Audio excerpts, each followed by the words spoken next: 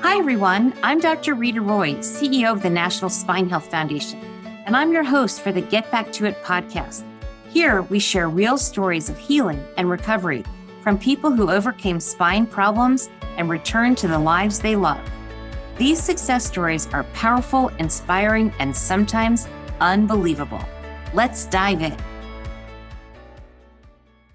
At the Get Back to It podcast, our goal is to tell stories of spinal champions who've been able to achieve a better quality of life through spinal healthcare. Today's guest is Maeve, a 14-year-old athlete from Chicago, Illinois. A fierce competitive swimmer and social teenager, double scoliosis suddenly put her life on hold and her future athletic dreams in jeopardy. After going through an intense process, Maeve overcame her pain and was able to get back to being a full-time athlete. Listen to how getting back on the diving board is truly possible.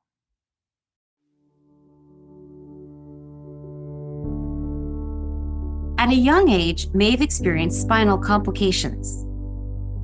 During my yearly physical in October 2023, I was diagnosed with scoliosis. In the following months, I was sent to Lurie's Children's Hospital in Chicago to take a closer look at my X-ray scans. At the hospital, I met Dr. Brett Lulu, who informed me that I would need a spinal fusion to correct my severe scoliosis. I learned that I had a double curve scoliosis with my first curve at 70 degrees and my second curve at 60 degrees. At just 13, Maeve was facing a daunting 10-hour surgery, taking a heavy mental toll.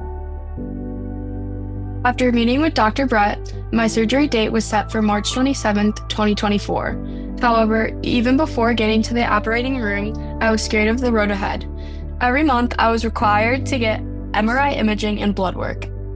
I had to let teachers, coaches, and friends know about the life-changing surgery. It was a mental challenge, being constantly reminded of the surgery while still having to keep up with schoolwork and extracurriculars.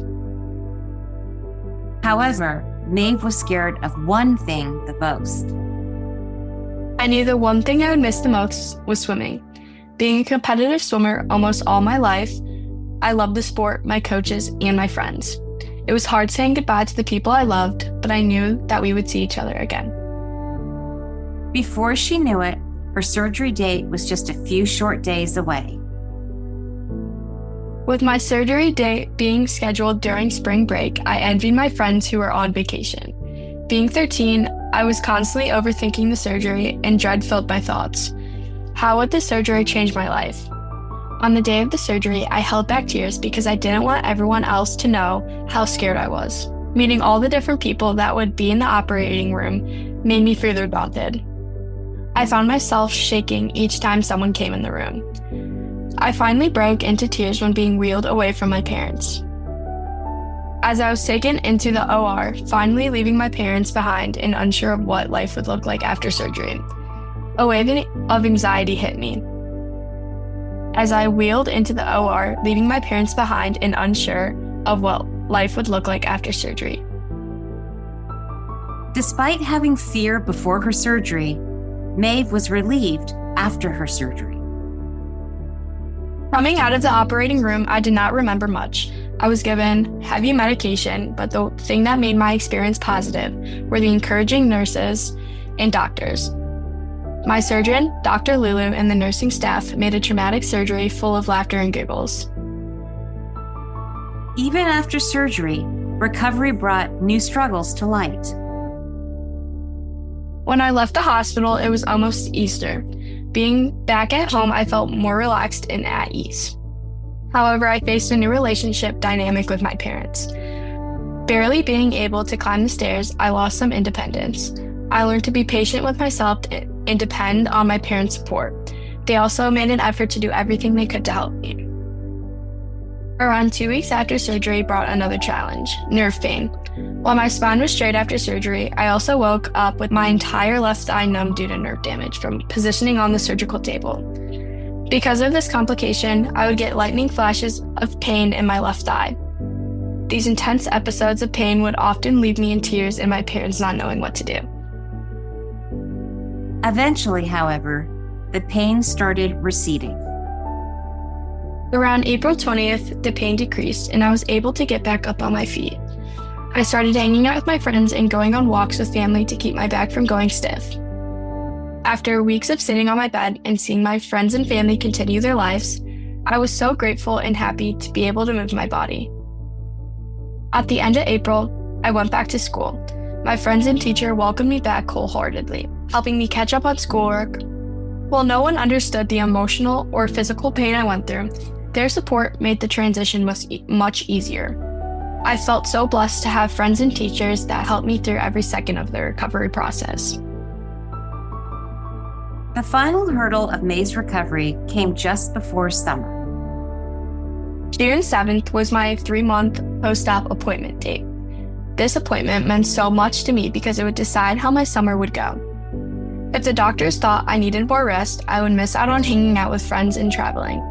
Luckily, I was cleared for flying on airplanes, going on trains, going to summer camp, and swimming at the pool. With this good news, I lived my summer to the fullest. I was able to go to summer camp, hang out with my friends, and even go on airplanes.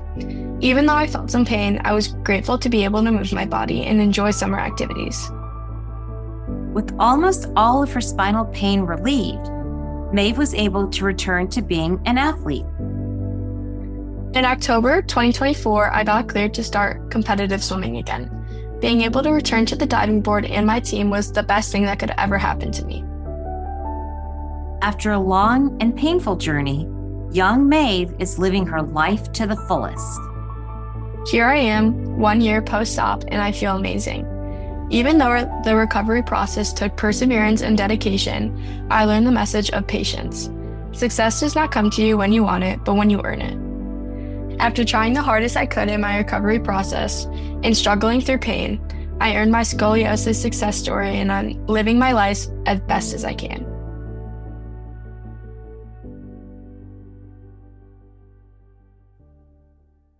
Wow, Maeve, your story showcases your bright personality, your resilience, and especially at your young age.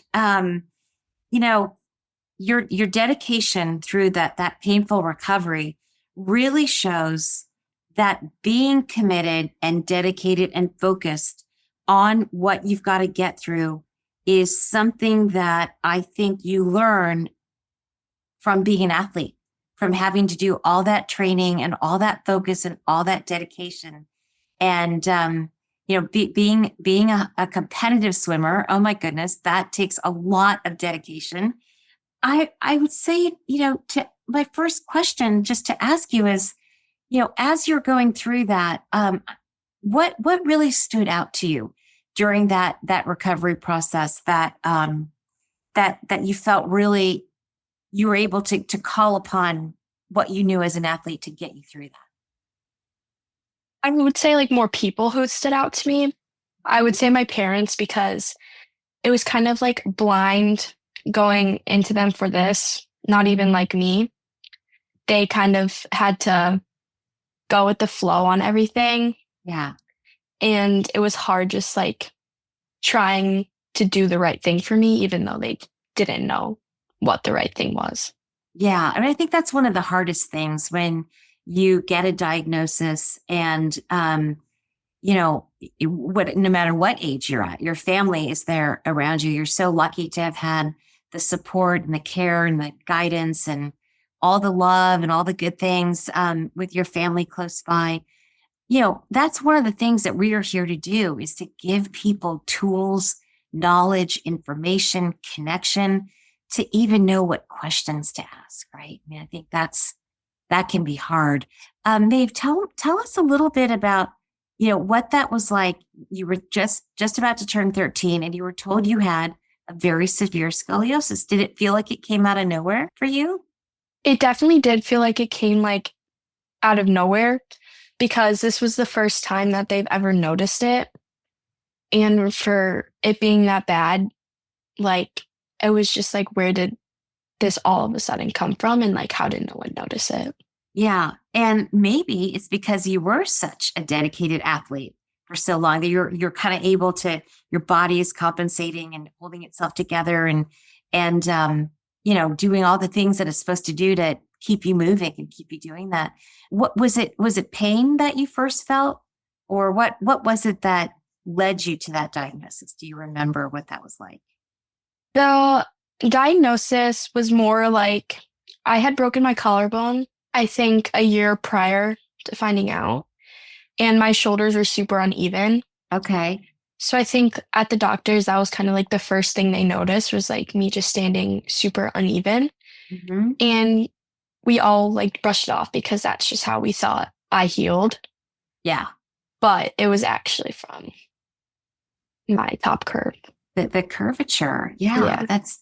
that's incredible. I think that's just so remarkable. And again, so much of what we educate about is doing core strength and doing movement. And you do all of those things when you are a swimmer, for sure, as an athlete. And also you're young.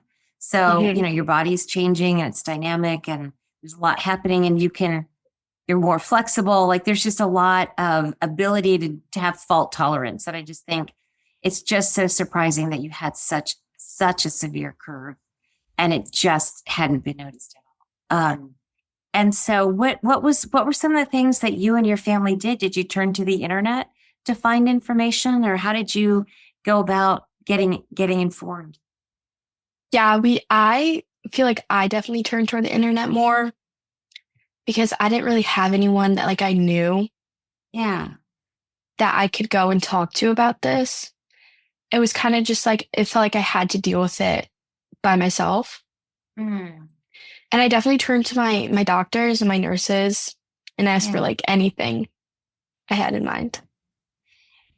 Were they able to connect you to other people your age that had gone through something similar? Were you able to find a community in that way? Yeah, I was definitely able to talk to my surgeon like about past experiences like he's had with athletes Mhm. and like girls my age. Yeah. What was it like when you told your friends what was going on with you? It was definitely surprising because I knew I had this appointment like set and they knew like I was already nervous for it. Yeah. And that was just probably like the worst possible case that like I could have told them. Yeah. So it was definitely surprising. Yeah. What was it like talking about your diagnosis and your treatment plan with your coach? It was sad Uh-huh. because I knew I had to leave the sport that like I loved. Did you feel like you were going to have to leave forever?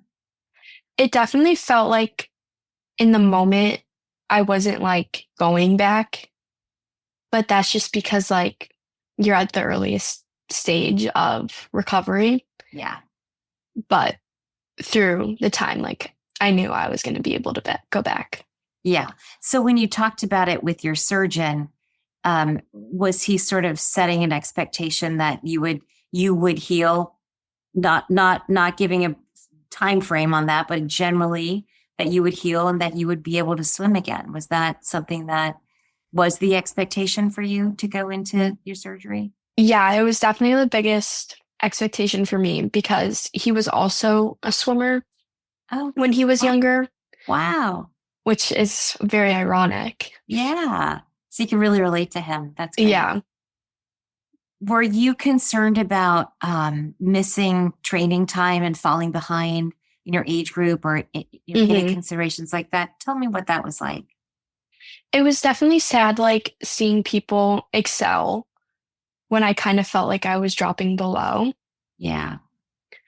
But through time, like watching myself like excel on my own was definitely like the biggest accomplishment for me. Yeah. When you took the break from the team, was it some period of time before the spring break, or were you able to continue practicing really up until the time of surgery? What was that time? Our season ended around February, like end of February, so I kind Yeah. of had to sit that month of March out. Okay. And to get ready for surgery. Yeah. And did it feel like that was sort of okay? Because do some people take a break at the end of the season? hmm So that didn't feel too weird at that time. Yeah, I didn't feel horrible about it because I knew I had something big coming up Yeah. and I didn't want to like stress myself out. Yeah. Did your friends have lots of questions for you about what was going on? And Definitely. I feel like so many questions were asked that like I just couldn't answer, but they got their answers like when I went through it. So Yeah. Yeah. And you don't know anybody else in your school or anyone else that had been through that. I think that's one of the hardest yeah, things. And again, that's why we're here, right? That's why we're doing this, because yeah, there are lots of people out there. They might not be in your town or in your community, but they're out here, and we're here to tell these stories and share these stories. So, Maeve, how did you find us, and how did you find this podcast? I found it on Instagram through like my teammate's story from like her friend. And I clicked on it and I just kind of went through your website. I went through some of the podcasts you did. And I definitely thought it would be like a cool idea to like share my story because I've always like wanted to share what I've been through. Yeah, we're so glad you found us, and we're so glad you're sharing, because this is what it's all about: is giving other people insight and hope, sharing your story so other people can feel less afraid and less alone in the journey. Yeah, just so glad. Thank you so much for doing Of that, for reaching out course. to us. Um, I guess let's talk a little bit about, you mentioned that, you were so grateful to have your parents there to help you with the recovery, and you had a little bit of a sense of a loss of independence. And I think, I'm so impressed by your ability to articulate that, because at 14, one of the things that parents want is for their children to feel very independent. And one of the things that kids want is to really begin to feel independent and like young adults. And that was a little bit of a step back for you. Can you explain Mhm. what that was like for you and share those feelings with us? It was definitely a very hard mental challenge knowing because I would classify myself as like a very independent person. Like I do a lot of things by myself. And so just like not even being able to like get out of bed by myself, it definitely took a toll on me because I needed like my parents' help for everything for the first 3 to 4 weeks. But when I started getting that independence back, like I felt like more myself again. Yeah. And it was a huge accomplishment. That's amazing. When you're going through it, it feels like forever, right? Like 3 or 4 weeks. What do they say? The days are long, but those weeks are short. I mean, in the scheme of things, 3 or 4 weeks is like, not that much time, Yeah, but living through it is tough. it definitely feels longer. Yeah. And you talked a little bit about having to deal with some of that nerve pain that kicked in. hmm Yeah. Tell us what that was like. It was definitely out of the blue because I woke up and I couldn't feel half of my thigh. And it was kind of like a surprise to me. But I kind of just like blew it off.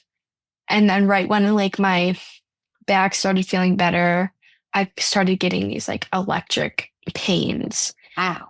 And it would like I would like stop what I was doing and it was bad. But after that week, it definitely started getting better. Uh huh.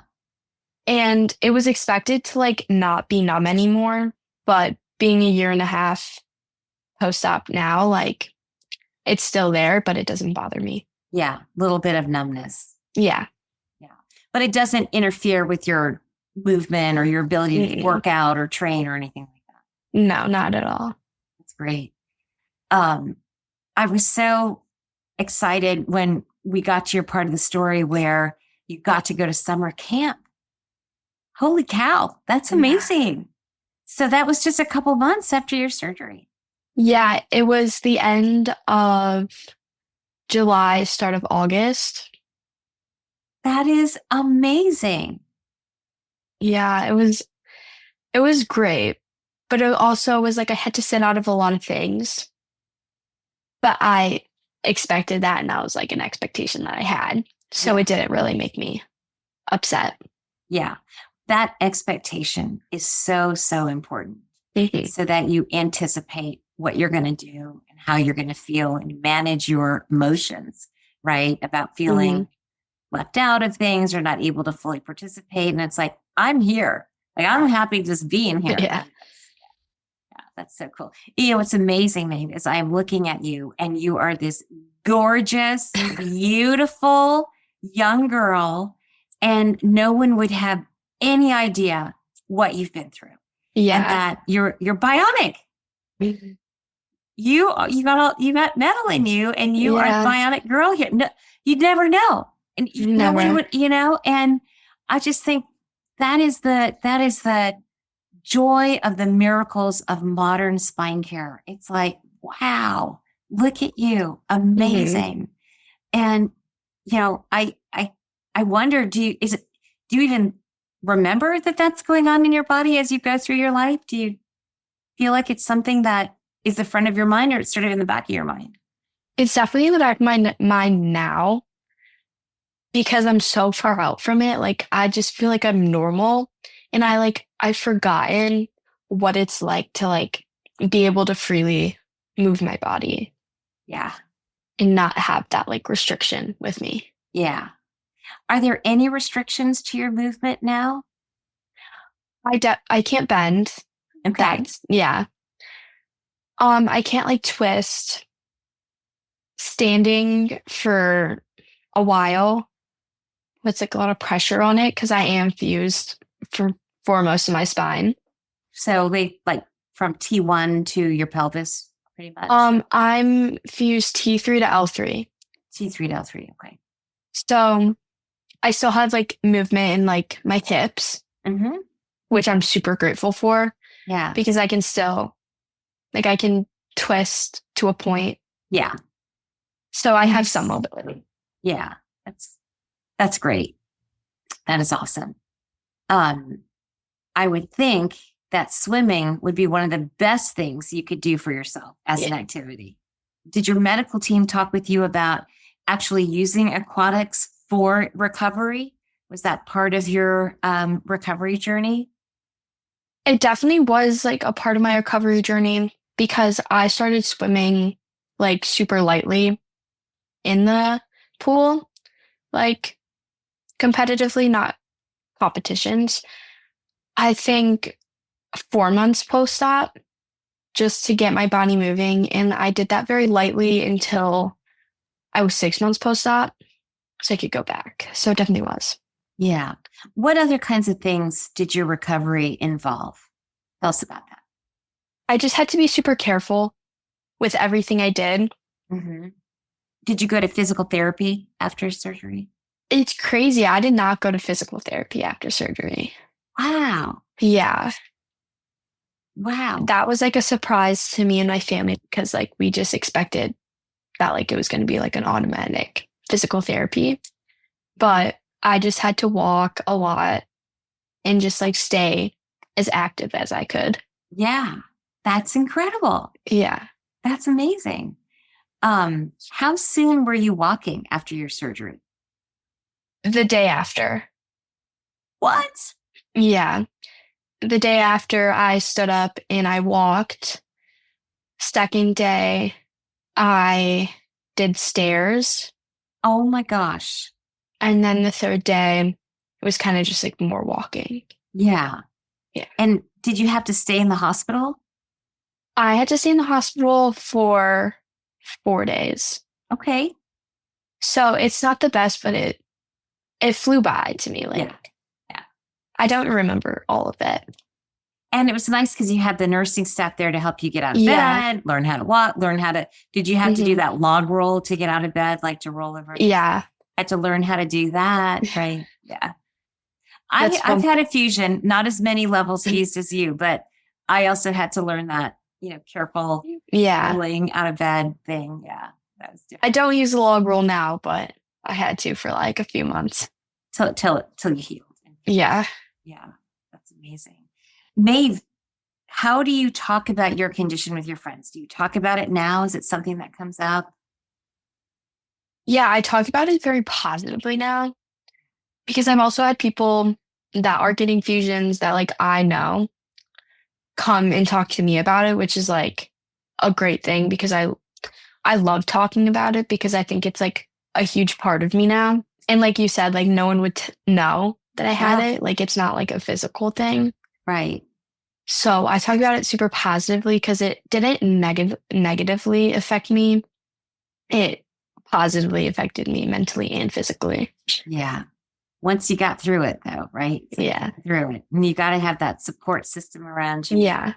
You had all that. That's awesome that you can talk to other people that are going through it. It's absolutely amazing. Maeve, what do you think about what we are doing at the National Spinal Health Foundation? What do you think about our efforts? And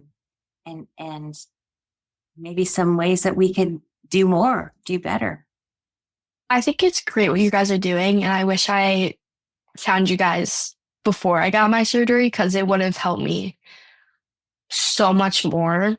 Because going to the internet, like you get kind of the mixed opinions, but like going to you guys and hearing people's story, like there's a story out there for everyone by what you're going through, what I'm going through. So I think it's great for people who like don't have someone who they can talk to about it. And I felt like super supported when I found you guys because like seeing many people going through like the same thing made me feel like super positive. I'm so glad to hear that. You just filled my cup. That's what we're here for. That's what we hope for. And, it's people like you who help us on our mission to reach out there and to be a resource and to support others. And, and everything that you do helps us, sharing your story, telling your friends, helping us spread the news that we exist, that there's hope, that there's good news for recovery. It might be hard, but you're going to get through it and get on with your life and get back to it. That's fantastic. Well, Maeve, are there any other things that we haven't talked about today that you want to share with the audience? That anything we didn't cover? I would just share to stay positive during the whole thing, because going to a negative mindset can really affect how you recover. And I think having a positive mindset can make the process go quicker and like happier for you. Such good advice. Such good advice. And it's a little bit easier said than done. But once you decide, right, like I'm going to lean into this, and I'm going to find a silver lining and think about how much better off I'm going to be, right, to stay positive. Such good advice. I love it. Well, Maeve, your story is amazing. I am so grateful that you've shared this with us, taken time out of your busy life as a high schooler now and an athlete and all the extracurriculars and everything. Your story shows how incredibly brave and resilient you are. And I just thank you for taking your time and diving into all the aspects of your story, the mental health challenges and the physical struggles. And I know you are going to achieve amazing things academically on the diving board because you are a winner. And that it comes from your mindset and your dedication to what you're doing, your positive way of looking at the world. And you're a winner. And I can't wait to keep in touch with you and see all the amazing places you're going to go. You're amazing. At the National Spine Health Foundation, something we believe in most is providing hope for recovery through sharing stories of success and expertise. It isn't always easy to find someone to relate to, even though 100 million people suffer from a neck or low back condition every year. To hear more stories of spinal champion recovery and access educational materials about spine health, visit us at spinehealth.org. If you're interested in supporting our show financially, you can contribute at the link provided. Thank you for listening.